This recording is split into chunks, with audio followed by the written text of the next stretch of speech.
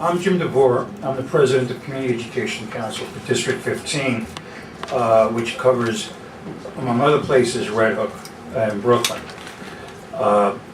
Coincidentally, I was here to talk about a school which is being run by the husband of the chairman of the board of the school that Ms. Mendez is referring to, which is Pave Academy. I would like the opportunity to perhaps speak at your next meeting in more detail. I'll just go over very briefly. What the senator from Nassau spoke about, that there was no funding for charter school construction, is not entirely accurate. There is a matching grant fund for charter schools, which provides that if the charter school puts up 1/3 and the city will put up 2/3, then the charter school gets a 99-year lease on the new building. And lucky us, we have that situation in District 15, except it's not so lucky. The charter school in question, which is the Pave Academy, seeks to build a charter school, have a charter school built in Red Hook. Now, I represent District 15, which is Red Hook, Sunset Parks, Park Slope, South Slope, Carroll Gardens, number of neighborhoods. School utilization rate at a hearing that was conducted at PS 15 admitted that the utilization rate in Red Hook is 65%. In other words, there's the number of students in schools in Red Hook is only 65% of the ostensible capacity of the buildings in Red Hook. There is massive overcrowding in other parts of my district, in Sunset Park, South Slope. There's been a lot of development, much like there's been development in many other parts of the city, like your district.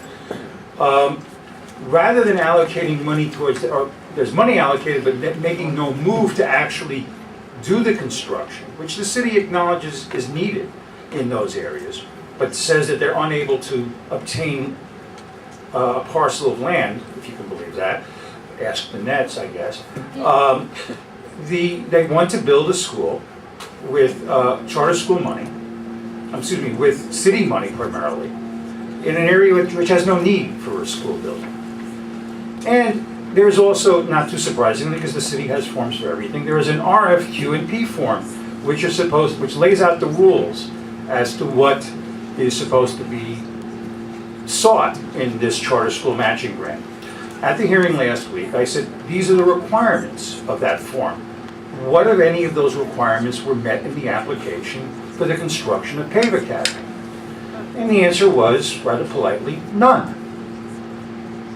But you still granted that application for a matching school grant. He says, yeah, because we know the situation. I said, then what was the point of this form? And they said, well, whatever. Now, it's also, by the way, not clear that they have the financial wherewithal to pull this off.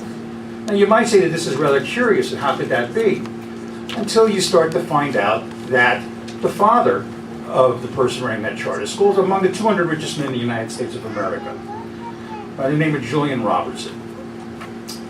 And Mr. Robertson's son, out of the goodness of his heart, wants to have a charter school.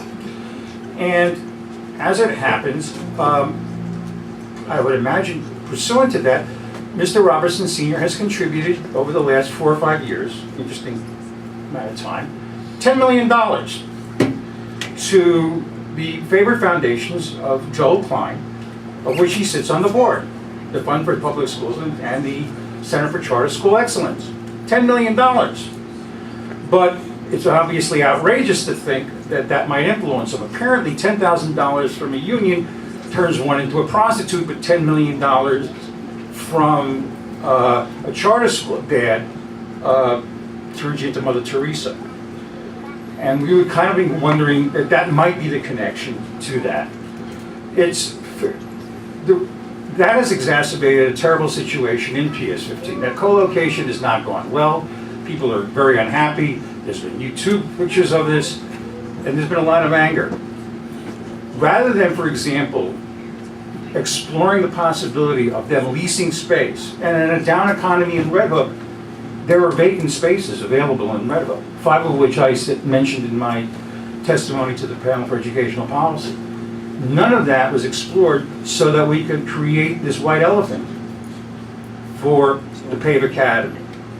to be constructed in 3 years on a building on a parcel of land they haven't bought yet, and which is currently occupied by a bodega, which has a 3-year lease continuation. But, you know, they're gonna do it in 3 years, apparently, maybe they'll nuke the bodega. At any event, I would like to be able to expand on that further and supply some, documentation. As crazy as it sounds, I can actually substantiate both in terms of transcripts of the hearings that were held, in terms of the city's documents, and I'd like to have that opportunity when Senator Montgomery, who represents that area, is present, and most importantly, when Senator Johnson, who feels that what we really need to do is give charter schools a chance. Just to make you a little bit clearer, the amount of money being allocated for this school is 1/9 of the entire program. It's a $240 million program, of which the city has agreed to spend $26 million. Being the product of a public school system, I can tell you with a fair degree of assurance that that's 1/9 of the entire program is being allocated to the creation of a charter school building in a neighborhood that has no need for it.